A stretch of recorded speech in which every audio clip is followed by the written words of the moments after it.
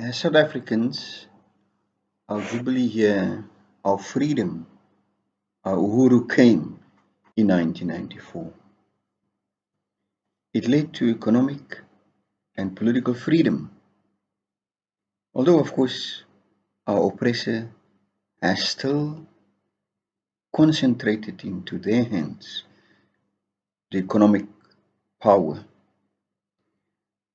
But 1994 signaled a restoration, a return to our intended purpose, our original purpose of brothers and sisters in a land of our own. It redefined the social relations in our country, premised on fundamental brotherhood.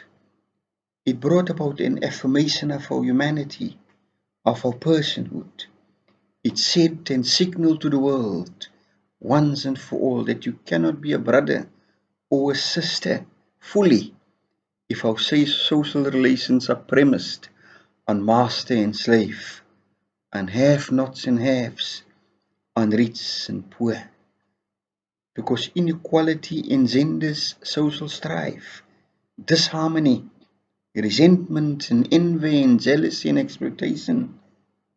It doesn't denote the quality and the kind of society that God has intended for His people to dwell in. Also, our Jubilee year is cyclical in nature. It not only comes often, but it provides an opportunity for honest assessment of ourselves. And so, today we can look back on the road we have traveled as a democratic nation and assess the progress that we have made, the advances that we have made, the lessons that we have learned, and so too the mistakes that we have made. And we can do so against a set of values defined by us and, of course, by our Heavenly Master. And these values often militate against our personal preferences, our desires, our selfish wishes and wants. It's a framework of assessment that, of necessity, must be put beyond the will and whims of the individual. It is premised, in my view, on the internal injunction, you are your brother's keeper. It's about self-denial, not self-advancement at all cost, which is what, of course, sadly, our nation has become, where we seek riches even at the cost of my brother.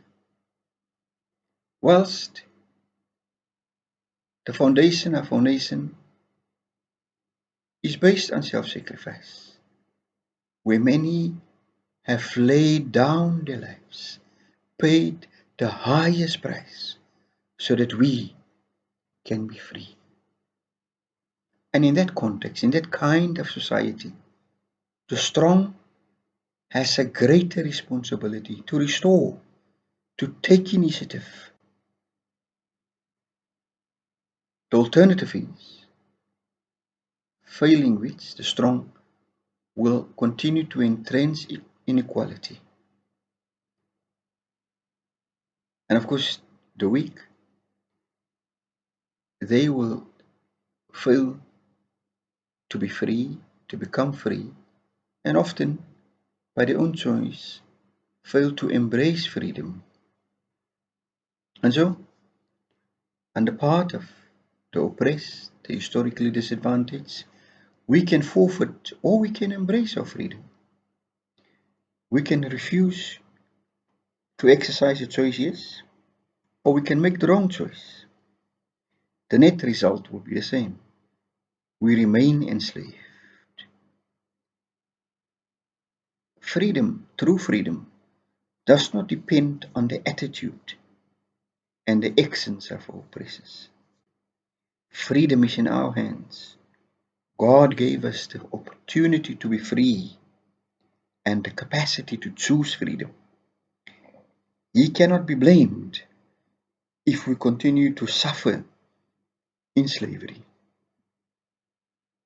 And in the context of Israel, his children could have chosen to remain enslaved.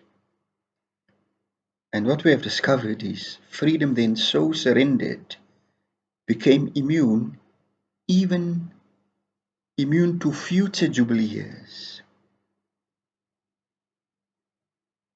It is not only permanently frustrated, it becomes impossible to achieve freedom when the choice was jettisoned on the part of the oppressed.